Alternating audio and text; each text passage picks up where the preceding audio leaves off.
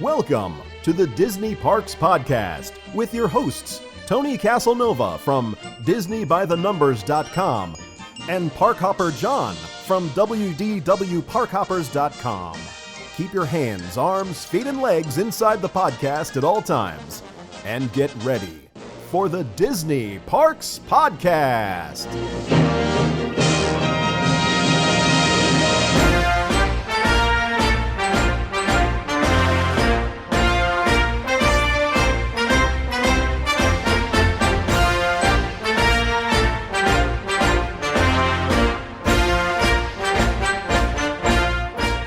Hello, everybody, and welcome to the Disney Parks Podcast. My name is Parkhopper John, and I come to you from WDWParkhoppers.com. Thank you for taking time out of your day to join us. Joining me, as always, is my co-hostess with the mostest on the other side of the internet, or right here, depending on how we're split on your screen.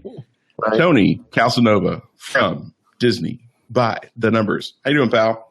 I am doing good. I am displaying a button that our friend Linda gave me. It says, "You got a friend in me." These came from some little button factory on Etsy, I'm sure. She gave me one of these, so that's nice. So that's it. Everything's good. Had a nice day off yesterday. It was fun. Relaxing. I am remiss. Happy birthday. Happy belated birthday, buddy. Thank you. It's very overwhelming now with Facebook how many people can send you birthday wishes, you know. Mm-hmm. It really is overwhelming. I mean, I don't know. It was like I woke up in the morning. It was like a floodgate. My phone's lit up, but it was good. It's all good stuff. Good. I hope I thanked everybody. If I didn't, I'm sorry. Send me a message. I'll send you a thank you. They've already sent you a message. I like to send a little thank you. Thanks. I get that. I'm with you. Hey, you want to do this or you want me to? Sure. No, I'll do it. All right. You'll do it? Hey, yeah, sure. Now we have a special message from our friends Dr. Howie and Ryan at mydisneyclass.com. So if you were a classroom teacher or educator or school district administrator, have you ever thought about how to bring that Disney magic into the classroom or your school district or your school? Well, if you answered yes to any of those questions, My Disney Class has the answer for you. You can attend a Disney online class and then take a field trip to Walt Disney World in 2017 and receive 3 credit hours of graduate credit from Buena Vista University. You will learn how Disney creates the magic with behind-the-scene tours and have conversations with Disney Imagineers, Disney historians, and Disney authors. Learn how to create Disney-inspired classrooms.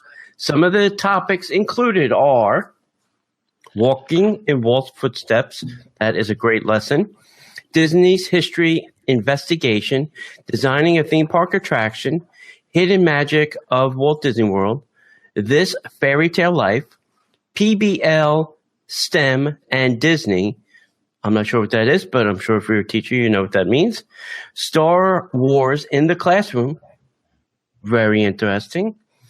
Design Thinking and Disney, The Hero's Journey / Disney and Marvel. Leadership Lessons from Walt. I can guess who does that. Class registration is now open and ends November 28th of 2016. For more information, please go to mydisneyclass.com or email mydisneyclass@gmail.com. And remember that you can go to mydisneyclass.com or email them for more information. So don't forget, go check them out. I think that's cool because if you can also get credit and go to Disney and talk to some of these great people that they have lined up, I think it's a win-win. It's a win for you and a win for your students, especially if you're a Disney fan. Yeah, absolutely. You know? I agree. This is great. And I know one of the guys here who's a part of this. I know him not super well, but I know him pretty well. He's a stand-up guy, and this is a great opportunity. This is one of those opportunities that when we were kids, we would have jumped all over. So if you've got the wherewithal, you should definitely jump on it. Yeah. And they do have also, too, a My Disney Classroom podcast, too, which you should go check them out as well. So I'm sure they give some great tips and things as well. But this is a nice, in-classroom kind of experience that you'll have. So, yep. All right. We want to remind everybody about the meetup. We are meeting December 3rd for the Christmas crawl. That'll be 7 p.m. at the Outer Rim. We're going to start there, and we'll go Contemporary, Poly, Grand Flow, and then kind of head back to the Contemporary Poly. I think we're going to try and do something late November over at Disney Springs, and we're going to talk about something that's happening at Disney Springs, which I think will make this meetup more interesting. That thing? Yeah. Yeah, sweet. The drone invasion. So, the drone invasion. Oh, you gave it away. I didn't want to give it away. That's fine. So I got to figure out a date that works for, I guess, me and John, because we both want to be there at the meetup. Right. If it works for us, then it'll work for all of you, hopefully. And hopefully you'll come out to that. Right. Should remind you, Disney T-shirt Club, I am now fashioning Christmas shirts already. Wow. I jumped right into Christmas this year. I am skipping Thanksgiving. No. Thank you. Yep. So just go to DisneyByTheNumbers.com. There's a sign-up form on the left-hand side. You can sign up.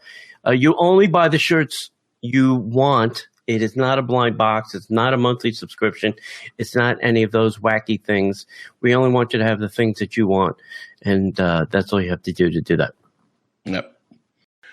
Well, hey, it's since it's the holiday season, it's a great time to start thinking about Christmas gifts or maybe stocking stuffers. And I could give you two of the best ideas for a holiday gift for somebody that that's either coming down to Walt Disney World or, just somebody that really loves the parks that wants to know a little bit more about it. The first one is Tony's amazing book, Disney by the Numbers. The book, it's got all the facts and figures of Walt Disney World, and maybe you want to know how many bricks are in the walkway that's got the sign thing. He's got that. He's got how many plants are planted somewhere. I mean, he literally, all he does is count all day long. It's really annoying when you go out to dinner with him. It's annoying as hell. I'm just going to say. I'm counting tonight. One mouth. You can get his book over at DisneyByTheNumbers.com. He's got a shop. He's probably got a link there. You can click on it and get the book. Are you doing anything special for the holidays? It's still free shipping. So sweet. Free shipping and signed. So free shipping and signed. Can't go wrong with that. Can't go wrong. Absolutely. If you don't want it signed, go buy it from Amazon. That's right. You can buy it on Amazon. Hey, I'm not judging you. I'm not judging you at all. I'm not either. The other book that I would strongly suggest is the Bucket List book, co-written by yours truly, and Rick Howard and David Sloan. These are on Amazon like $14.95, plus you pay for shipping unless you're an Amazon Prime person. Right. They have been $15 with no shipping, but what we've decided to do was we're just dropping the price to $10 on the website. So if you go to www.parkhoppers.com/holiday offer, you will be able to purchase your copy of the book for $10, and I'll sign it, whatever you want me to do. Just let me know at checkout. So again, www.parkhoppers.com/holiday offer. And so that is that. And Tony, you got the giveaway going on there? You still? Yeah, we have a giveaway. I posted it up on the Disney Parks podcast. It's on the website. It's on the Facebook page. It's on my personal page on Facebook too. I think I've been remiss and have not posted it on my website yet, but I will do that. I think it's on all of my Facebook pages too for Disney by the Numbers, so you can find it there. Yeah, giving away some Disney Springs swag, the bag, the water bottle, the little nice. Books, and all that kind of stuff. So nice, good stuff. Yeah. Get some John's first day with this new software. I can guarantee you that. So. Before we go too much further, we want to welcome everybody who's watching. Obviously, we're doing this live on Facebook. We're going to be doing this pretty much, I think, from here on out. This is what we've always wanted to do. We've always wanted to figure out a way to do this live on Facebook. So make sure that you join us every Tuesday night, and you get to see this show raw. By the time you hear this, it will have been edited, and I will not have made the 20 mistakes that I've made already in just the 15 seconds that we've been on the air. So I want to encourage you guys to come to that 8 p.m. Eastern time. We do it at Disney Parks Podcast on Facebook, facebook.com/Disney Parks Podcast. Make sure that you are part of that. And if there is something that you'd like to see us talk about or hear us talk about, or maybe you'd like to leave us a comment or a message, you can always give us a call. You can give us a little ringy-dingy at our hotline, which is 407-413-9010. And if your comment is like super duper awesome or thought-provoking or intriguing, we'll actually put it on the show. And we would love to hear from you guys. You can always leave us an email at DisneyParksPodcast@gmail.com. You can always leave us a comment in the show notes. You can leave us a comment on our Facebook page. Look, we're not hard to get in touch with. No. We might be hard to respond, but we're not hard to get in touch with. We're not hiding behind the podcast. We're out there. I'm not hiding behind this microphone unless you're carrying a gun, and then I'm hiding behind a truck. So I think that's it. Is there anything else you need to talk about on the front end here? I think we're done. All righty. So we got nothing left to do but to get into the news. And now, Disney Parks Podcast News. In a news story that I am super duper excited about, and I'll tell you why in just a second. The original cast members from the movie are going to reprise their roles in Disney XD's animated TV series for Big Hero 6. This is incredible. Crazy. Yeah. Disney XD's upcoming animated series. So this is a series. This is not like a one-off. This is not like a 2-episode arc. This is a series. Big Hero 6 is based on the Disney Animated Studios Academy Award-winning feature film inspired by the Marvel comic of the same name, Big Hero 6, and it's going to reunite much of the original cast for its 2017 debut.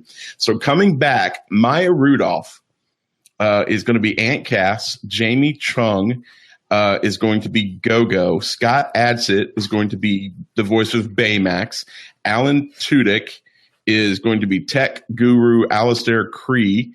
Ryan Potter is going to be Hero, the voice of Hero. And Genesis Rodriguez is Honey Lemon. Genesis Rodriguez, doesn't she have like a regular show? Isn't she Jane the Virgin?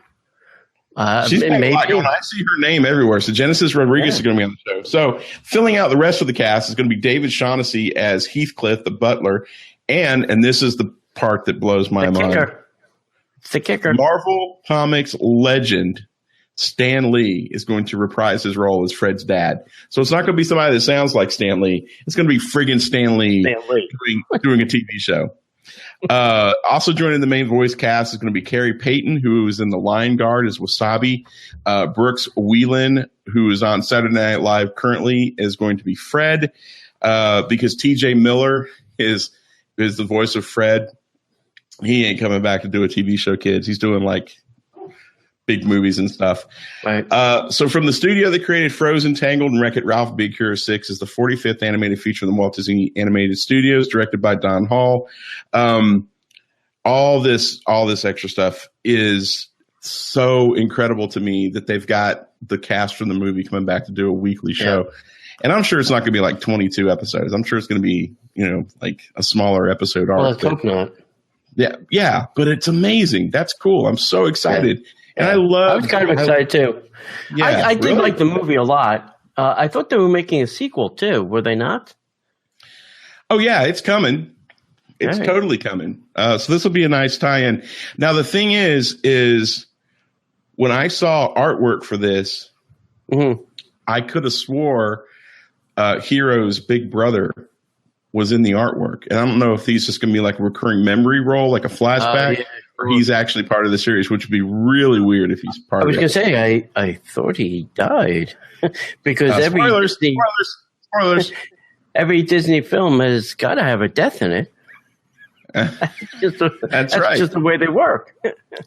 Hey, I watched Brother Bear the other night for the first time, and I'm sorry to hear that. Yeah, they killed off the couple characters in that movie. I was like, dang, this is dark.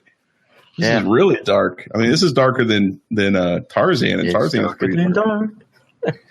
Yeah. Hey, we're darker than Tarzan, which I want to stop now because that could get me into trouble. Yeah. All right.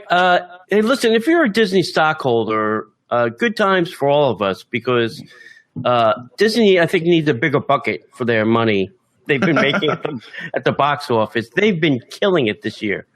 The headline is this: the Walt Disney Studio reaches its biggest year ever at the global box office. So hang tight and listen to this, because this is a lot of fact-filled numbers coming from the numbers guy.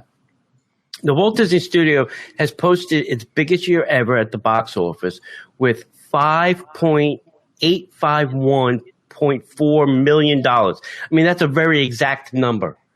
I mean, I'm not surprised they didn't put the cents on that. As of November 1st, surpassing the studio's previous calendar year of just a mere $5.843.8 million set in 2015. So that's pretty good. For the second year in a row, the Walt Disney Studio has reached a new high at the box office thanks to an absolutely stellar collection of releases from Disney Animation, Pixar, Marvel, and Lucasfilms. And I really think that is the point there. If it was just Disney alone, it would not be that stellar. Right. But when you combine those other forces, Pixar, Marvel, and Lucasfilm, that's what makes this an interesting story. Right. Disney has set several new industry records this year, becoming the fastest studio to hit $2 billion domestically as of July 16th, $3 billion internationally as of July 6th, and $5 billion globally as of July 10th. So that was only in July. We still have, the whole rest of the money to count the rest of the year. Yep. The studio surpassed its 2015 record on October 16 and earned $3.697.1 million November 1st. And domestically, the studio's releases have earned $2.154.3 million November 1st, on track to surpass Disney's 2015 record of $2.278.6 million within 1 month. Let's go on to now. Disney's 2016 record comes on the heels of a powerful opening of $87.8 million internationally for the very weird Doctor Strange.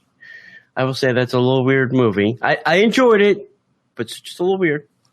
Which is now at $110.1 million internationally and makes its debut, or made its debut November 4th. Still to come this year is Walt Disney Animation Studios' Moana, which I think is going to kill it, and Lucasfilm's Rogue One, which will definitely kill it, on December 16th.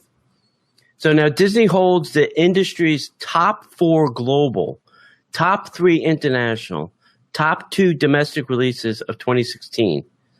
Okay, top 4, top 3, top 2. Right. That's crazy. With 3 films grossing the $1 billion mark and a 4th one over $950 million. So that could creep up there as well. Captain America: Civil War earned $1.15 billion. That's the number 1 film this year internationally and number 2 domestically. Zootopia earned $1.023 billion globally.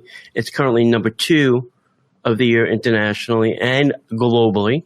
Finding Dory, took them a long time to make it, has earned $1.022 billion globally, and still in release, it's number 1 film domestically and number 7 domestic of all time. And It's currently number 3 of the year globally. So it's still out there. It could crush more numbers. The Jungle Book. I will crush you. I'm going to crush your numbers. The Jungle Book, which I was kind of surprised, earned $966 million globally, and it was number 3 film of the year internationally, and number 4 film of the year globally and domestically. I was kind of shocked it really did that well. I wasn't. Okay. I wasn't.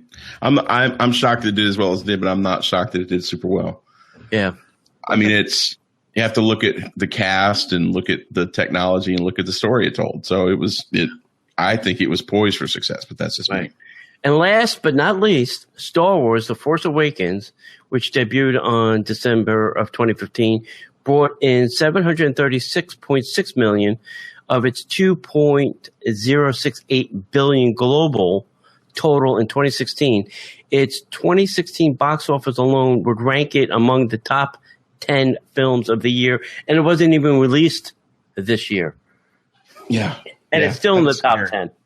So that's sickening, you know. And listen, like I said, as a stockholder, kudos to you, Disney. Thank you. Yeah. I will expect my dividend in January, as always.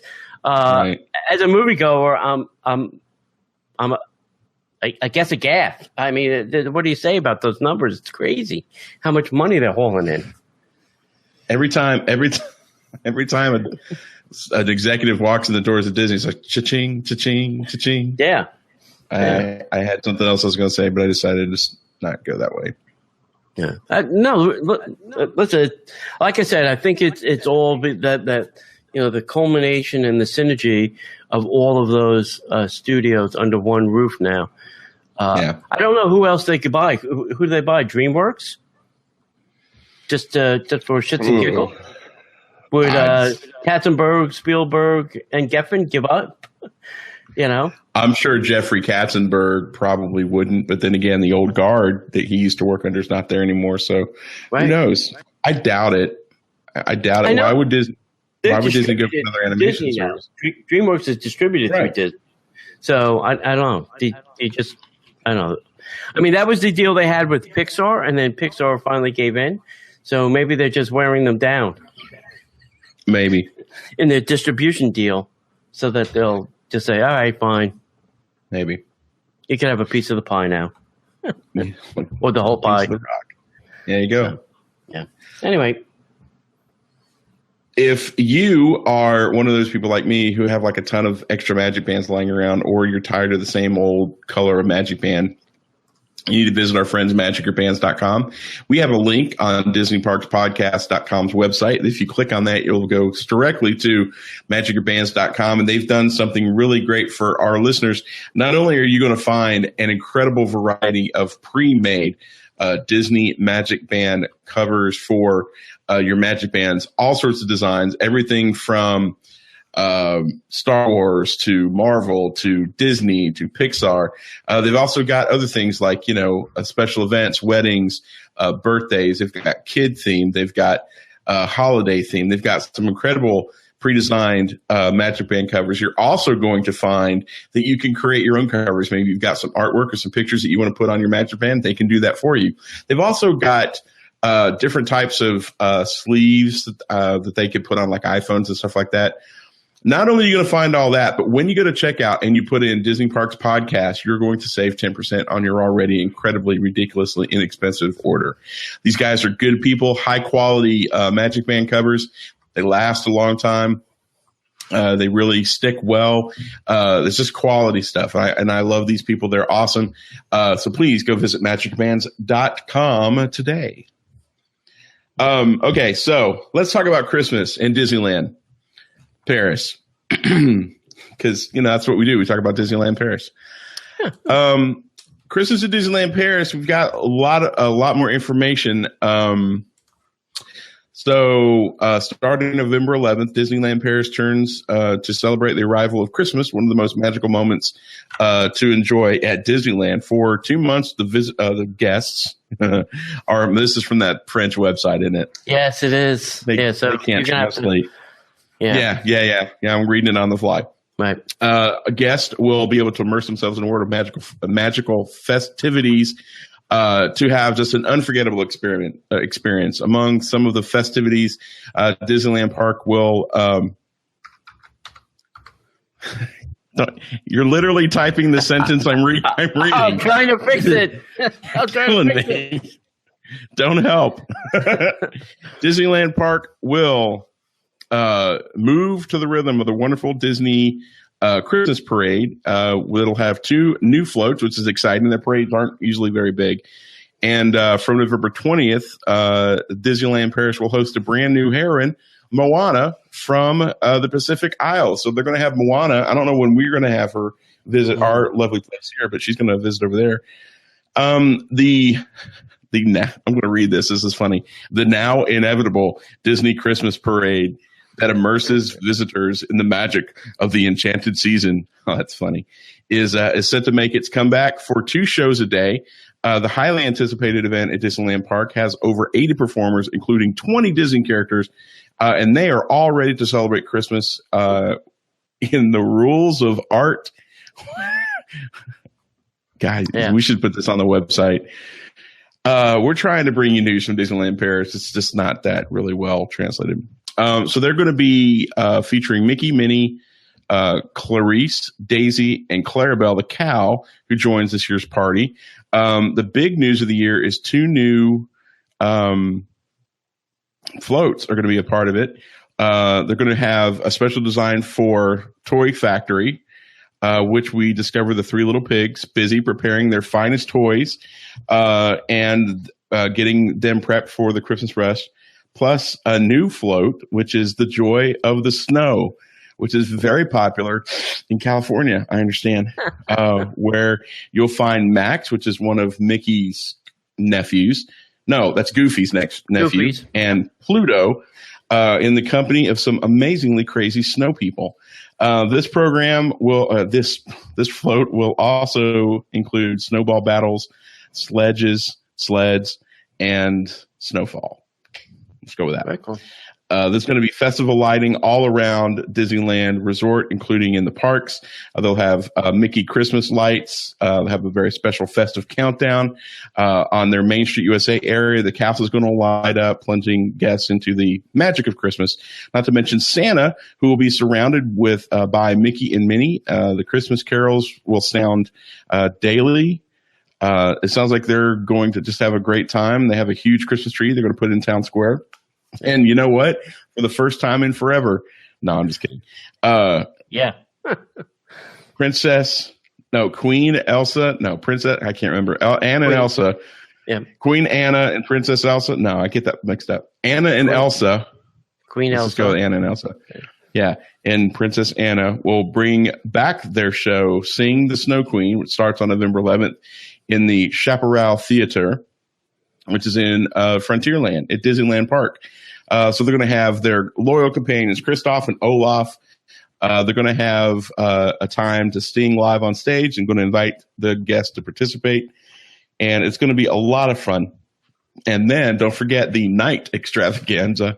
The nighttime show, Disney Dreams Noel Festival, concludes the day in festive Christmas style. Olaf, the funny snowman, straight out of Frozen, will direct projections, light games, and water jet special effects and pyrotechnics, all cast on the Sleeping Beauty castle with other Disney characters. And you know what?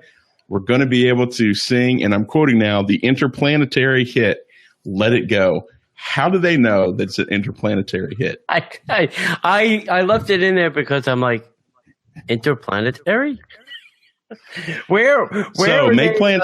Do they have this playing like on Skylab or up in the International Space Station? Are we making sure it's gone beyond the Earth? Yes.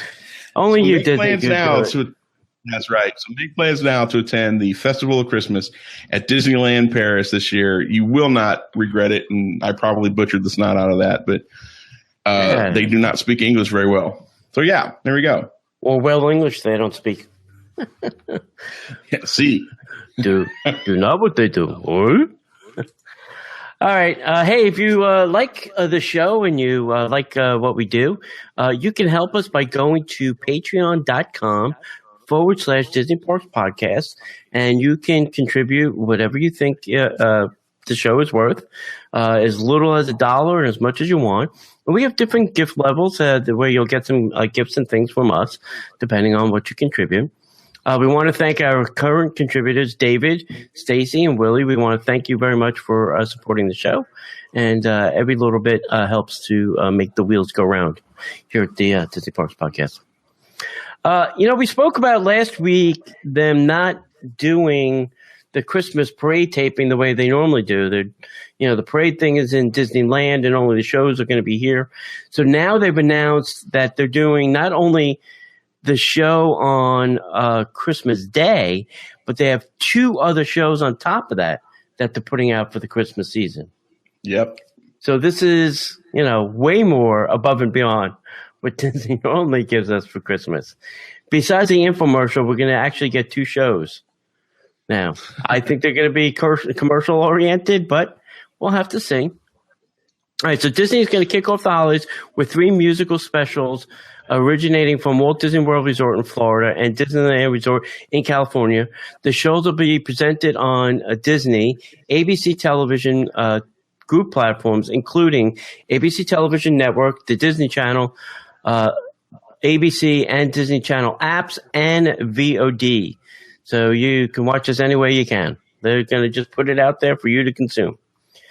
The holiday specials will include performances by some of the world's most popular recording artists, celebrity hosts, and Disney character appearances with heartwarming wishes of yada, yada, yada. All right, let's get on to the good stuff here. Thanksgiving, Thursday, November 24th, The Wonderful World of Disney is the name of the show. It'll be a magical holiday celebration, premieres on the ABC television network from 8 p.m. to 10 p.m. Eastern Time, and on the ABC app. Join Emmy Award-winning Juliana and Derek Huff as they host the magical 2-hour special from Walt Disney World, a resort here in Florida. They will join the Descendants 2 stars, Sophia Carson, to kick off the holiday season in a way only Disney can, showcasing extraordinary music, performances, and special appearances, and some unforgettable Disney magical moments. This will have musical performances will include a solo and duet performances by Trisha Yearwood and Garth Brooks. That means these 2 are going to be back in Florida. We're gonna have to find out when we're gonna have to go find out when that is. I may have to go see that. Go have fun with that.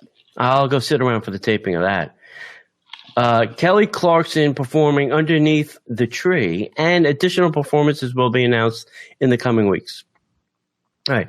Then on Friday, November 25th, the show is Disney Park Presents, infomercial, a Descendants magical holiday celebration premieres on the Disney Channel from 8 p.m. to 9 p.m. and on the Disney Channel app and the Disney Channel VOD beginning at 12:01 a.m. Pacific Standard Time. The special will be available on demand and will feature an encore presentation on Disney Channel through Tuesday, December 20th. So you got plenty of time to see that. There'll be musical performances on this show, which will include Jolly to the Core, performed by Dove Cameron, Cameron Bryce, Sophia Carson, and Boo Boo Stewart. I feel like I should know these people, but I don't. They're the Descendants. They're the Disney Descendants kids. Okay. All right, Boo Boo. Boo Boo. It's Boo Boo. Descendants 2-star Chris Ann McLean performing This Christmas. Silent Night performed by Hollywood Records and Republic Records recording artist Sophia Carson. Forever in Your Mind performed by Celebrate. Trisha Yearwood and Garth Brooks again will perform a holiday duet from their newly released album, Christmas Together. Kelly Clarkson will also be performing a song. And then ABC stars and Disney Channel stars Jenna Ortega and Isaac Presley of Stuck in the Middle and Bizarre Dark? Bizarre Say bizarre. Bizarre. Aardvark. Bizarre Dvark. Okay. Olivia Rodrigo and Madison Who will join Carson. Who? Yeah, who will join Carson and voice in surprising families from around the country who are dedicated in various philanthropic efforts with a once-in-a-lifetime experience throughout Walt Disney World. Now, here's the kicker, kids. Christmas, whoop, whoop. Sunday, December 25th, the Disney Parks Magical Christmas Celebration. I love the way they change the name of this every year now. We'll be on air on ABC television from 9 to 11 a.m. Eastern Standard Time. Air times will vary. Check your local listings. And on the ABC and Disney Channel apps. This Christmas, Disney Park celebrates the joy of the holiday season as hosts Juliana and Derek Hoff again take viewers on a magical ride down Main Street and beyond. The Christmas Day celebration will be bigger and brighter than ever before, bringing together the beloved Christmas Day parade, magical musical performances, and surprise celebrity guests and heartwarming family stories to celebrate the most wonderful time of the year. Oh. And once again, all of the same people will be performing all the same things. I think the only extra thing we're going to see is the Christmas song, Chestnuts Roasting on an Open Fire, performed by Jordan Fisher, who will also make his Broadway debut, in Hamilton on November 22nd. So he's taking over for Lin-Manuel Miranda's. Yeah, because he's doing one of the live-action movies now for them. Si me gusta. And more performances will be announced later in the coming weeks. Right. So that's it. So you're getting 3 shows, right? You're getting your Christmas Day, December 25th, and then you're getting November 24th and November 25th. So you're getting a little in December and a little in November. Getting a little bit of everything. Yeah. It's all good. I like that they wrangled Garth Brooks and Trisha Yearwood. I like them. Yeah, that's pretty good. Yeah. All right, so I think we're capped out as far as live comments. The live comments that we're looking at, guys, let's give us 2 seconds here, sorry. The live comments that we're looking at, I'm not seeing updated. Oh, really? Yeah, that's an issue because I can't put, like, Linda just commented, I can't put Linda's comment on there. Mark that on things to talk to the lady about. Yes. Yes, you're limited to 10 comments. There we go. Oh, there you go. Yeah, but we couldn't see your previous comment. Yeah. So, like, I can do that now. There you go. Looky there. Look at it. All right. Sorry. We're still working on the comments, kids. We're still working on everything. So we're still getting there. Hong Kong's Iron Man experience opening in July. Yeah, looking at that. That's some good looking stuff. All right. Hey guys, guess what? We're already talking about the holidays, so you know what's next? No, not Martin Luther King Day. There's one before that. Valentine's Day. That's right. New Year's. No, that's after. Says the single guy. It's already time, if you can believe it. Actually, it's past time, but it's already time to book your New Year's Eve celebration at Walt Disney World Resort. So, strap in, kids. This one's going to be a doozy. California Grill New Year's Eve dinner. The talented California Grill chefs create a dine-around style gala with cooking stations throughout the restaurant. And we hear that the Disney characters will make appearances, along with Baby New Year. Wine and cocktails are included, and of course, a spectacular view of the Magic Kingdom Park fireworks. The event goes from 7:30 p.m. till midnight and will only cost you a mere $650 per person. Oh, wow, that's it. Dinner jacket is required for men. So if you think that you're going to bebop up to the California Grill in jeans and just hanging out like that, no. You're dressing up for this one. Let's see. Suit up, Barney. Victoria and Albert's New Year's Eve dinner.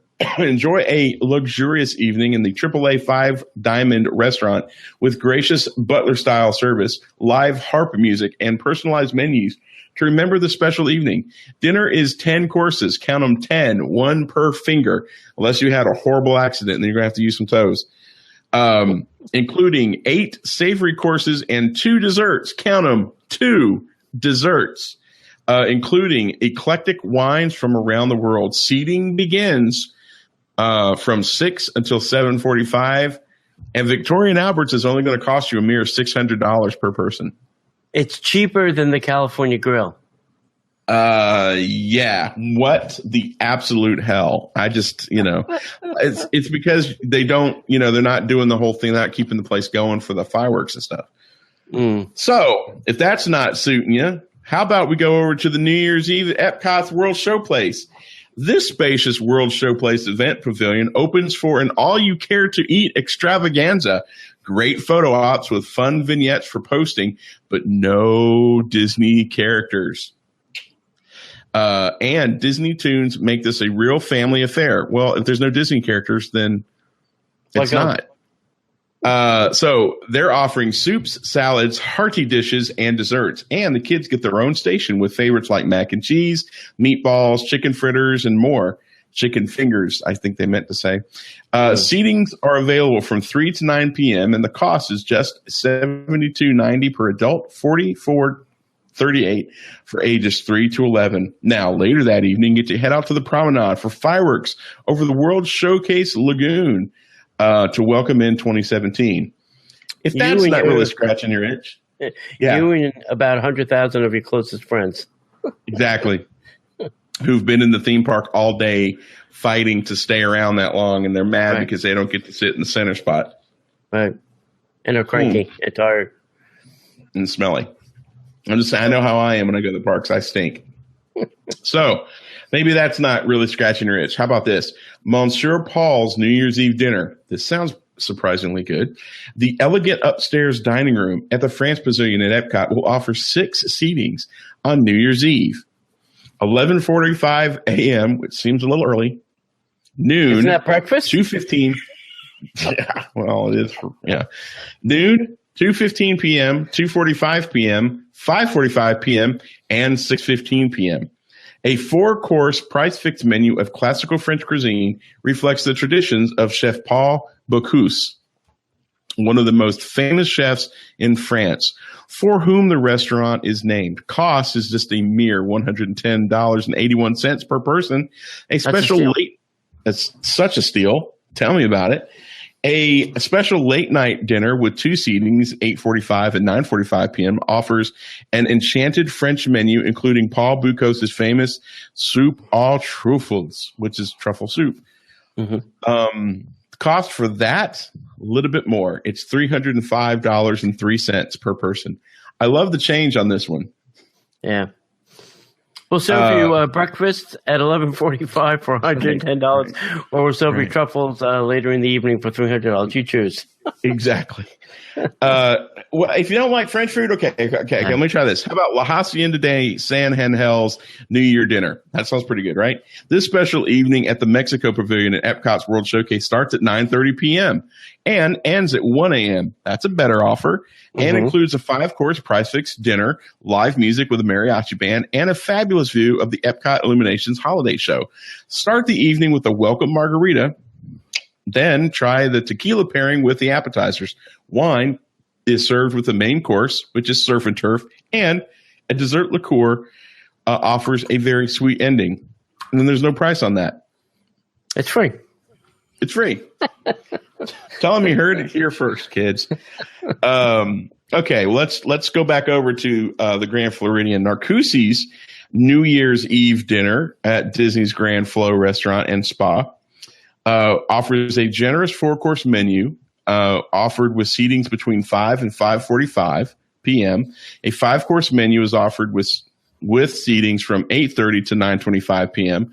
for a late night celebration with live music. The menus both feature favorites such as Narcoossee's lobster bisque, seared Wagyu beef, and pan-seared halibut. First seating is $150 for adults, $70 for children 3 to 9. Second seating is $255 for adults and $95 for children 3 to 9.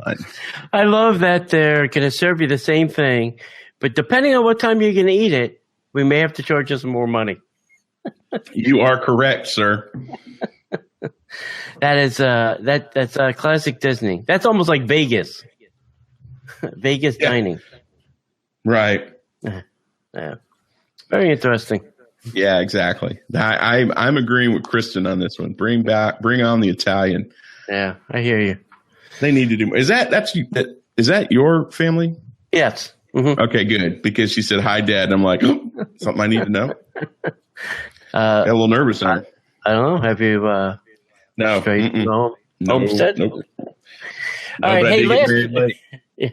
Hey, last week, I even forgot what the trivia question was, but we didn't get any responses. So I will ask this question.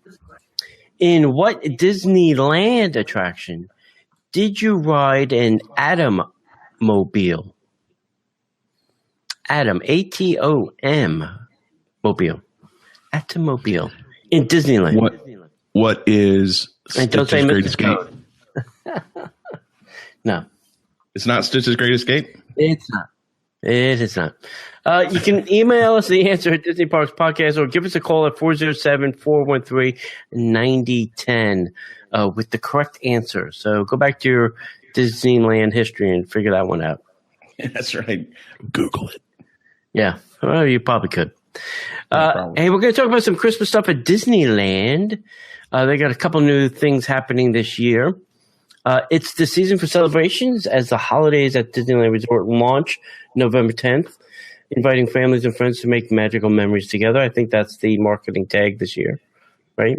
Making magical memories together. Yeah, let's go with that. Sure. No, over here it's Unwrap the Magic, I think. Oh, all right. This year, guests will have even more to celebrate as they discover the new Festival of Holidays with music, dance, food, and heartwarming festivals and holiday festivities inspired by cultural traditions from around the world. All new for the season is the holiday-themed World of Color, Season of Light, a nighttime water spectacular that will inspire guests with treasured holiday music and treasured Disney animation. This fourth all-new production of World of Color creates a sparkling winter fantasy with magical storytelling, brilliant lights, and lasers, and high-def projectors, along with fountains that shoot as high as 200 feet in the air to create giant screens of water. Go ahead. I thought something funny. Princess Elena of Avalor will make her debut at Disneyland Resort during the Festival of Holidays, performing in a colorful cavalcade. Over at the California Adventure, the new Festival Holiday season celebrates the holiday festivities of diverse cultures with music, dance, and craft making, plus food at the festival food marketplaces. The daily lineup of entertainment includes nearly 50 performances of 9 unique shows with special Disney characters, street parties, cavalcades, music ensembles, and dance performances. And no new tanks. No new tanks. Tanks for the memories. That's right. The Disneyland Paris thing kept talking about tanks instead of floats. Right. Exactly. Sorry. Yeah, so they got some things going on over there. I'm glad that they're adding the food aspect as well to theirs, because otherwise they would just get mad at us for having food stuff at ours. Yeah. So. Yeah. And it's not a bad thing. I think that the addition to the food stuff that Epcot's adding is adding a great layer to it. It makes it a lot more fun. I'm looking forward to it now because, right. You know, I don't go to Epcot that much during the holidays. I really go to Magic Kingdom because, that's just where it's. You don't see all the different Santa stuff? I used to do that. I don't do that. Nah, not really. Yeah. I mean, I'm interested, but I've never gone to do all that. I just never have taken the time to do it. Maybe I'll do that this year. Maybe that'll be something that we do this year. Yeah. All right. Hey guys, I want to let you know about something. If you're looking for some other gifts for the holidays, maybe you've got somebody who has a brand new iPhone and you're looking for a special case, or maybe you like drink coasters, little ceramic drink coasters. You'd like to give those out as gifts. We've got friends of ours who are vintagepressing.com. They are an amazing company, and they do coasters with pop culture themes, a lot of Disney, a lot of things that you just can't find anywhere else really in coaster form. Vintagepressing.com. And I think they're on vacation this week. So the store, I just work here. The store is not up this week. It'll be back on like Saturday. So vintagepressing.com. And when you go, you can find what you want. And when you go to purchase, use Disney Podcast for checkout, and that'll save you $1. I know that doesn't sound like a lot, but their cost is so low. Their overhead is so low, and the cost for the items are so low. That's really cutting into their profit. So that's a big deal. Plus, it's already pretty economical, and $1 is a big deal. So that's going to be good. Vintagepressing.com. Check those guys out. Good people, and that's what we like to promote over here. All righty. So let's stay in Disneyland, talk about renovations coming to the Grand Hotel rooms. The Grand California Hotel and Spa at Disneyland has installed a small display in their lobby showcasing some changes that are coming to the hotel in the coming months. This is what the display currently reads, and I quote, during the coming months, accommodations at Disney's Grand Californian Hotel and Spa will undergo a full renovation to enhance our guest experience. Custom furnishings and soft good designed. That's funny. Custom furnishings. Soft goods. And soft goods. That's weird that Disney put a typo out. Custom furnishings and soft goods designed expressly for Disney's premier resort provide a contemporary connection to its original craftsman style elegance. A variety of unique artistic touches in each room will add special personality, introducing subtle Disney elements appropriate to the hotel's overall arts and crafts influence. Each room and suite will delight with warm colors and an airy ambiance, while modern amenities offer conveniences and conveniences to entertain today's guests. No timeline on the renovations has been released.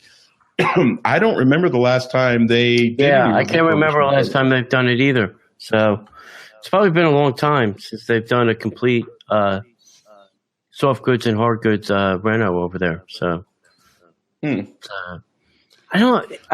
last time I was there, it didn't seem worn out, but I guess now it's been a couple of years since I've been there. So, well, yeah, but I mean, I think that do they go through I don't want to say this to sound horrible, but do they go through the amount of people that we go through over here? Oh, I think that resort does, the California Adventure, because it's the only DVC out there. Ah, so makes sense. I think people burn through that resort pretty quick.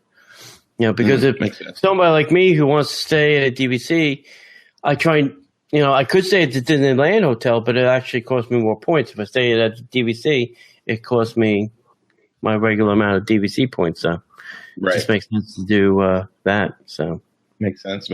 Yeah. Okay. All right. Hey, heading over to the Magic Kingdom. If you've ever gone to Cosmic Rays with a group of people or your family and you've tried to buy lunch, it can be a little bit of a challenge. I want something from Bay 1. Somebody wants something from Bay 2. Somebody wants something from Bay 3. And then you got to all get your things and then find a place to eat. So that is no more. So for over 20 years, they've had these segregated bays, and now they're condensing it down to one menu. But it was weird.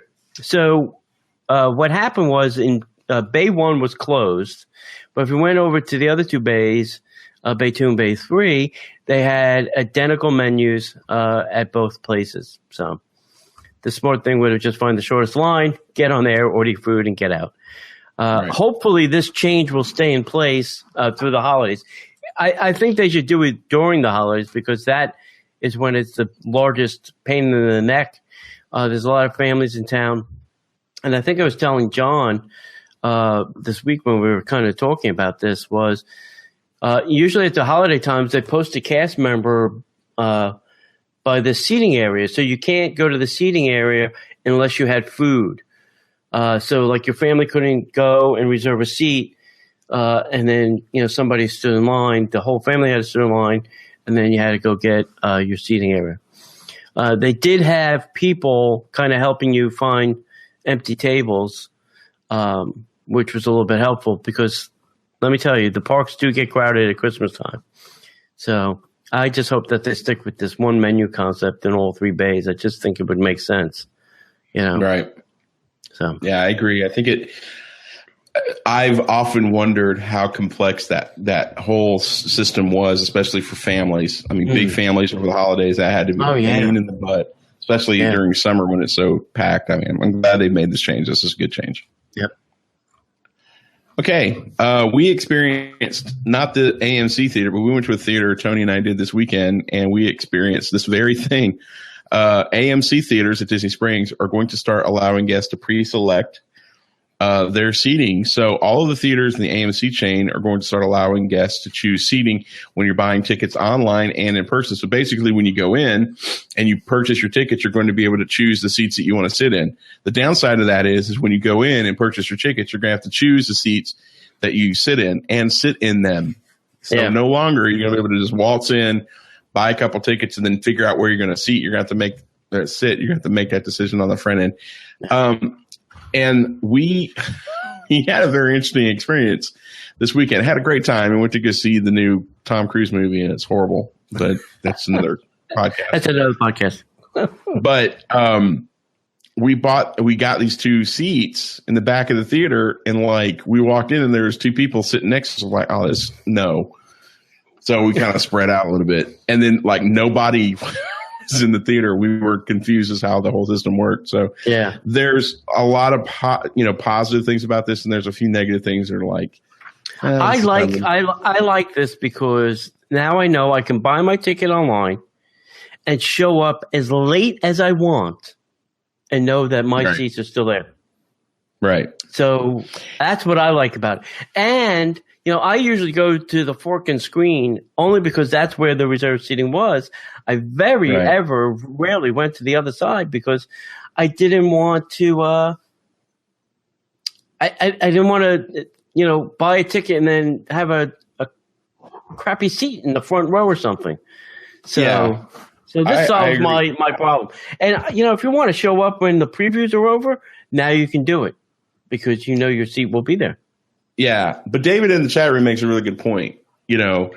Now we're going to start having this. We're going to have to get people to direct where the seats are. You're going to have the same problem that you have like when you're on an airplane or when you're at a sporting event. Really good seats are open because I purchased them and I haven't arrived yet. So somebody's going to sit down and then we have to go get somebody to get them out of their seat. They can be like, well, no, I mean, there's nobody sitting here. Why can't it? Well, I purchased these seats. Well, you weren't sitting in here. And there's going to be that whole rigmarole. I don't think that'll happen. I haven't had that problem at Fork and Screen. Are you for real? I haven't had that problem at Fork and Screen. Have you? Not at Fork and Screen, but Fork and Screen, you kind of know what. Because it's not the same type of deal. If it's a reserved seat, it is now. Nah, I understand that. But okay, let's just say that a certain family from a certain country that comes here a lot, especially in January and February, comes in. They've never seen reserved seating before. You don't think that there's not going to be a problem? I mean, come on. No, because I would assume that the person that sold them the ticket will tell them you have to choose a seat, and they go, "Oh, choose a seat." That would be the trigger. You're going to have to pick a seat, and then when they get to the theater entrance, the guy's going to say, "Hey, just remember your seat F6 and F5 or whatever." That's what I would assume. We'll see. All right. I hope that I'm wrong. Let's go try it out. I hope that I'm wrong. That's all I have to say.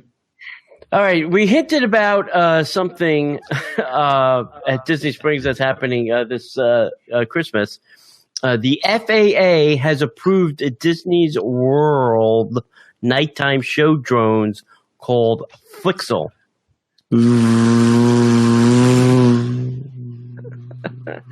I just wish they came up with a better name than Flixel.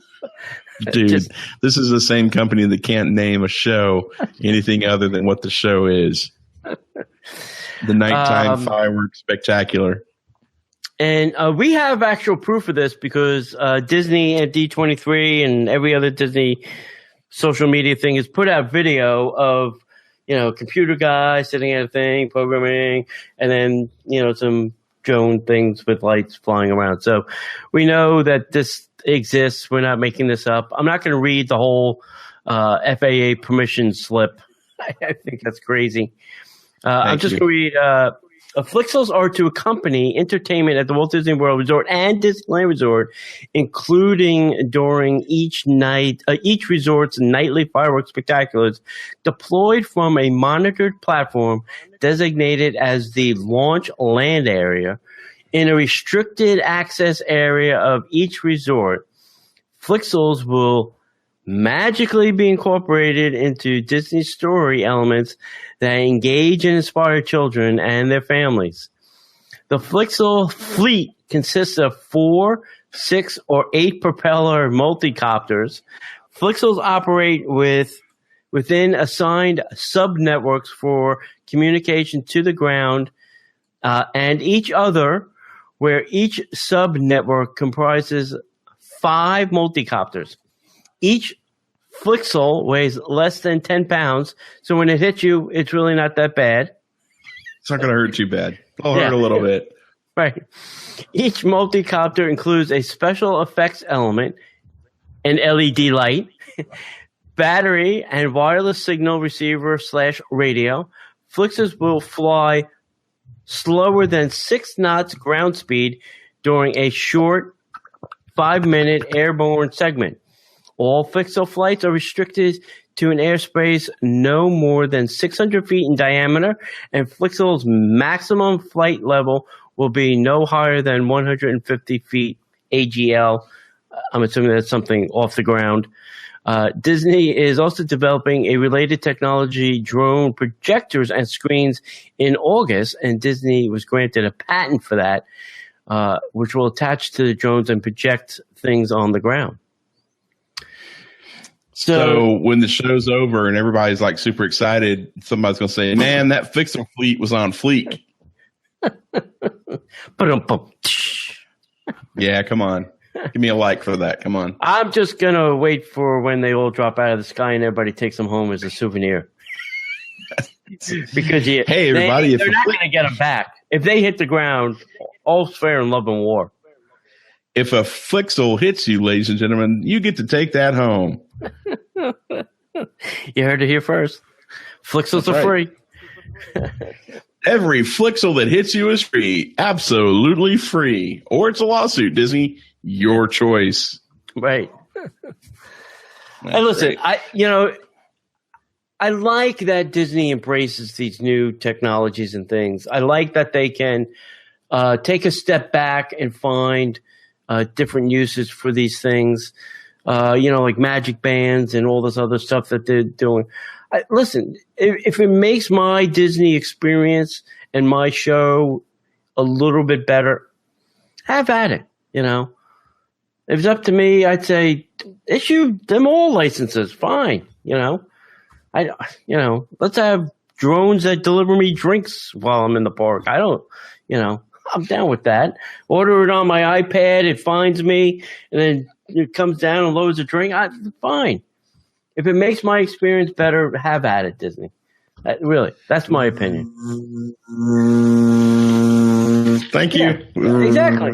Yeah, I'm fine with that. Get me a Starbucks coffee, whatever. Mm-hmm.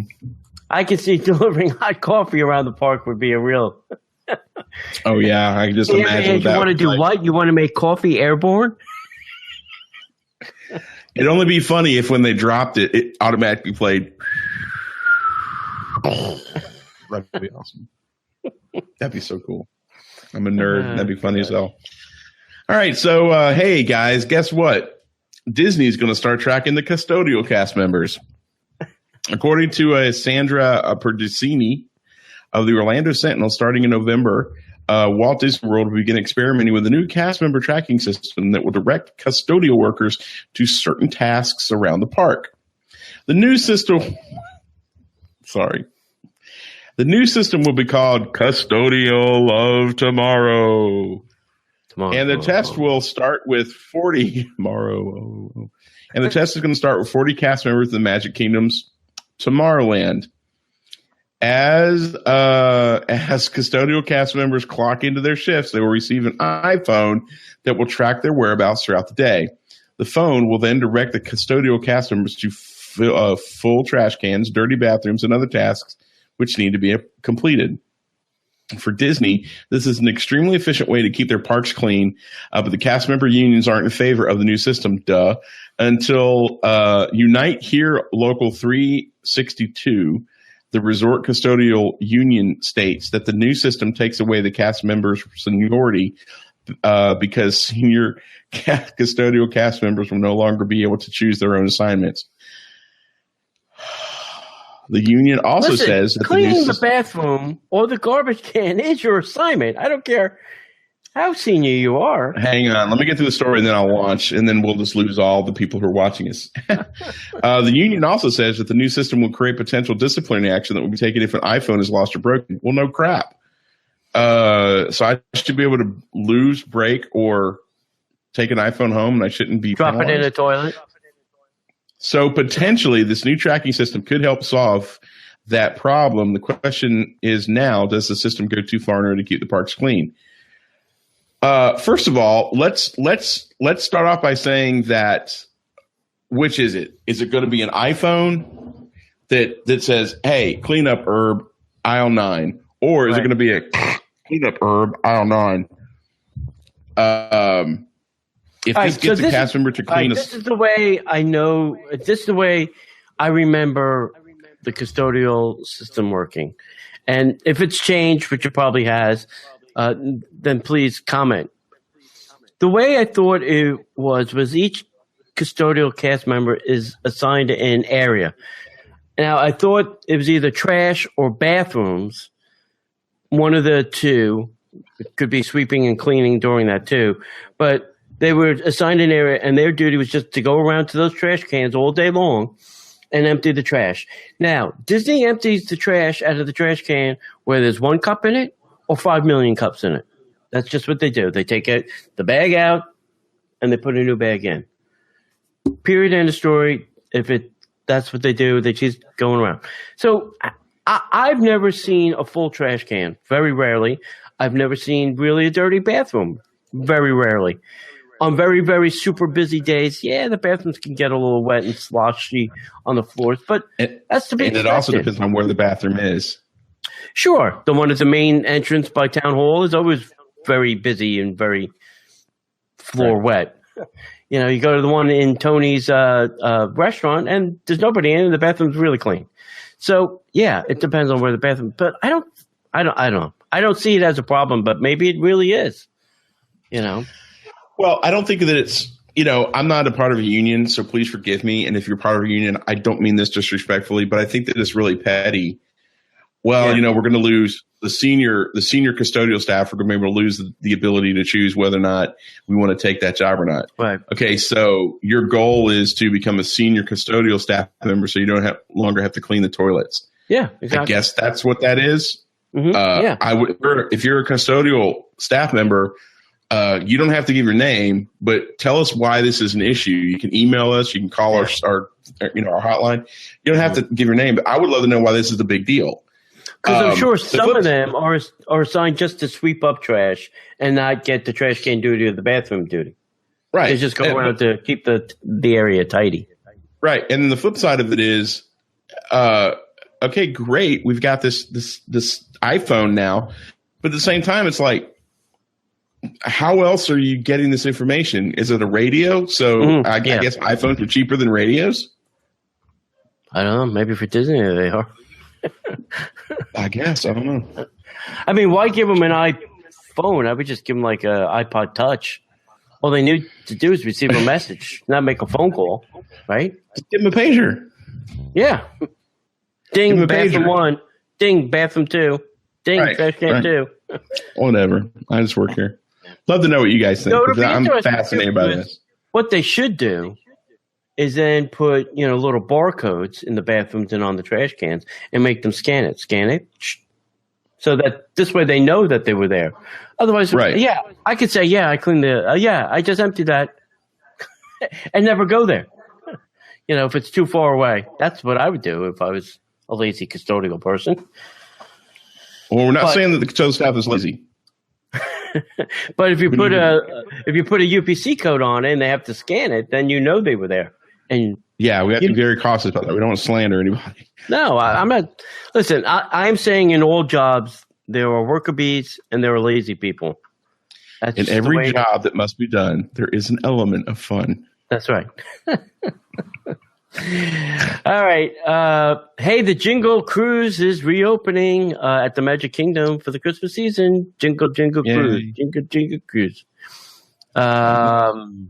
Since 2013, the Jingle Cruise has been rethemed for the holidays. It's the only thing we get here. Getting a new storyline, new decorations, and even a few new jokes. The Jungle Cruise skippers are homesick and decided to use what they can to find and make new decorations for the boathouse. The boathouse have been renamed, and a holiday-themed radio broadcast can be heard playing in the background. The Jingle Cruise will stay open through the holidays, including during Mickey's Very Merry Christmas Party. It's cheesy fun, but it's the Jingle Cruise. Nothing wrong with cheesy. No, I mean, that's what you go on the Jingle Cruise for, or the cruise. That's right. It's for the corny and the cheesy. That's right. For what other purpose would you go on the Jungle Cruise or the Jingle Cruise? I don't know. Okay, so here's a little piece of interesting news. Aristocrapes, which is located in the Marketplace Causeway Bridge at Disney Springs, is no longer serving its signature crepes. Is it going to be renamed? Because if it's not serving crepes, it's not Aristocrapes. Yeah. Instead, the kiosk, which opened in May of 2006, will now offer snacks, including popcorn, Mickey-shaped pretzels, and beverages. Later on this month, it will transition to serving holiday items, including hot chocolate and cocktails. If you're still looking for crepes, head to Amarette's in the town center for the following. Caprese crepe, which is a handmade crepe with tomatoes and mozzarella and spring greens and a balsamic glaze. You get a ham and cheese crepe, and you get a banana and hazelnut crepe. All of that is located at the Amarette's, which is at Disney Springs. Yeah. So now that they're closing, not closing, but they're changing this. I'm sorry, I just got distracted. Now that they're closing or changing the menu of this Aristocrapes, I wonder what the name's going to be, because it doesn't make sense for them to call it Aristocrapes anymore. I don't think they are. I think this is our first victim of the overexpansion of Disney Springs and no extra foot traffic to support all the extra stores. Right. So this is victim number one. I think there are going to be more to follow. I agree. I think other things are going to go too. Listen, if you're a little kiosk like that, I think, it's just not, there's other ones by the Planet Hollywood too. I don't think some of those are going to last very long. I've walked past those on many occasions, and there are 0 people at those kiosks. 0. So, yeah. I think they had a very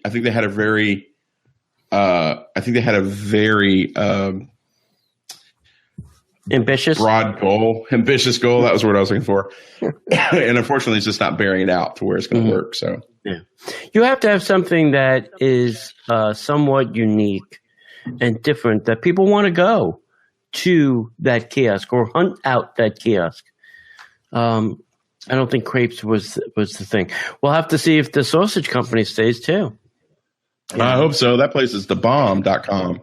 And poutine. We'll have to see if that stays too. Yeah. Okay. The special holiday edition of Mickey's Royal Friendship Fair debuted at the Magic Kingdom. The Magic Kingdom's daily castle show, Mickey's Royal Fair, has a new holiday-themed finale, featuring such songs as Happy Holidays, Jingle Bells, Happy Holiday, and Winter Wonderland. The finale also includes all new holiday costumes. Shows this week are at 10:30 a.m., 11:30 a.m., 1, 2, 4, 5:15. But please check your Times Guide to make sure that you have the latest and greatest times information for this show. So it's good. I like that they can switch this show up with ease. Yeah, that's nice. It is nice. It's. I'm getting used to not having my show there, but your show. Yeah, the Dream Along with Mickey. Oh, okay. Yeah, I'm still getting used to that. Okie dokie. So, a private water taxi service is coming to the Grand Floridian. You thought you were going to get Uber. Sponsored by Uber. Now you're going to get blur. In an effort to provide additional transportation option to guests, beginning November 7th, the Walt Disney World Resort will test a private water taxi between Disney's Grand Floridian Resort and Spa and any of the destinations found around the Seven Seas Lagoon. The service may be able to accommodate up to 10 passengers in each boat for a cost of a mere $20 each way. Not great. Not worth it. But hey, this private experience will complement existing Disney transportation like watercraft, monorails, and buses. This service will be available throughout the day based on availability and may be pre-booked through the recreation team located next to Building 6 from 8 a.m. until 6 p.m. or by calling 321-318-8212. Return service must be booked separately and may not be available from the Magic Kingdom Park. If reservations for private water taxi service reach capacity or guests exiting Magic Kingdom Park are wishing to return to their resort, they will still be able to use complimentary resort transportation, which is available after the park clears or 1 hour after the Magic Kingdom Park closes, whichever comes first. So I guess the problem they're trying to solve is Grand Floridian to Contemporary for dinner, Grand Floridian to Wilderness Lodge for dinner. That is a complicated. Whoa! It doesn't say anything about Bay Lake. It just says Seven Seas Lagoon. So I think it's going to go out to Bay Lake too. I think those resorts are included. I think that's the problem they're trying to solve, is giving you another alternative to those places, because right now it's only bus or monorail. So this now gives you the third choice of the boat. I mean, you can take the regular boat, but it's a very long endeavor. You got to leave like an hour and a half before. Could you go Grand Floridian to Wilderness to Contemporary to Fort Wilderness? It's that giant loop that boat makes. Right. So right. I just don't see the cost. The $20 is. You could get in an Uber car for less. That is true. But you can't get 10 people in an Uber car for less. No, you can't get 10 people in, but you probably could take 2 Uber cars for less than $20, $40 bucks. If you've got 10 people there, you're dealing with a lot more than just, just that kind of stuff. So yeah, it's an interesting contemplation. I don't know. Yeah. Well, we'll see. All right. This is good news for our friends, the Robins, because they were planning a trip and they canceled it because this was not open. So the Wilderness Lodge Concierge Lounge is reopening soon. We don't have an exact date, but the Old Faithful Club will claim its new permanent home very soon at the Disney's Wilderness Lodge. The lounge will open above the Whispering Canyon Cafe this time on the 7th floor. Before, it was directly across the lobby up above the check-in desk. The lounge will have the same operating hours as it did before. This will happen within the next few weeks, so stay tuned for more information as we get it. Be sure also you can stop by the front desk and ask them about any operating hours or when they will be open as well. So nice. It's glad to see it's coming back. And if you've seen some of the construction pictures going on over at the Wilderness Lodge, it's a lot of stuff going on. There's cabins being built. There's restaurants and things being built out on the water. It's pretty. They're moving pretty quick. Moving pretty quick. I haven't been over there to see the signage change yet. They changed it to Boulder Ridge. Right. I haven't been over there to see that yet. I'm sure that's always fun. I'd like to know the guy who's in charge of all the signage at Disney. Yeah, what's his job? He got an Excel workbook. What does he do to keep track of all that? Right. Hey, thanks for listening to the Disney Parks Podcast. Hey, if you want to visit us, we are at the DisneyParksPodcast.com. We're also on Facebook.com/Disney Parks Podcast, where you can watch us live on Tuesday nights at 8 p.m. You can hit us up on Twitter at Disney Podcaster. And that's it. If you want, feel free to call us at 407-413-9010. And as we like to say around here, kiddies, we'll see you in the parks.